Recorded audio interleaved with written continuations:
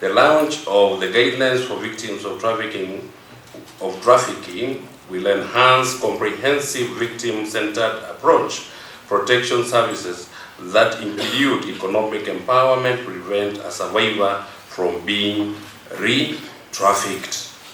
It will be quite unfortunate if we traffic Madam Mary, and of course our lady here. It will really be so unfortunate if that is done again. This day is purposely set to raise awareness, encourage vigilance, and gain public support for prevention of trafficking in persons.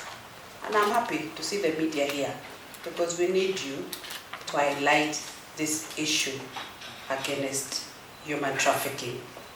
This year's theme is reach every victim of trafficking and leave no one behind.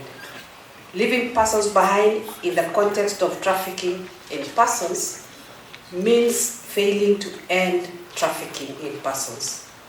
Inadequate support to victims and survivors of trafficking, not identifying groups vulnerable to trafficking, and non-involvement of victims of trafficking in persons in development agenda.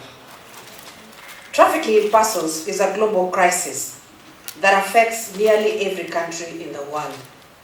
Anyone can be a victim of this heinous act, regardless of age. And you can see Mercy, she's still a very young girl, but she was affected.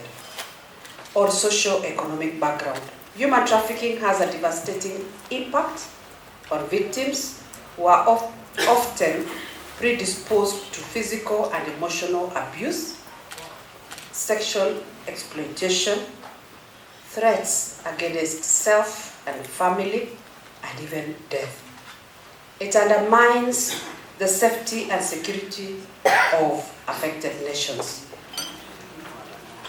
Human trafficking has adverse impact on individual victims due to the exploitation they experience in the hands of their traffickers. As such, they are a special category that requires compassion, support, and empowerment so that they do not remain vulnerable to exploitation. To effectively assist the victims rebuild their lives, the board has developed guidelines. We work with such great partners who are genuinely dedicated to saving people's lives. So thank you so much for your continued commitment. As we all know, we're here to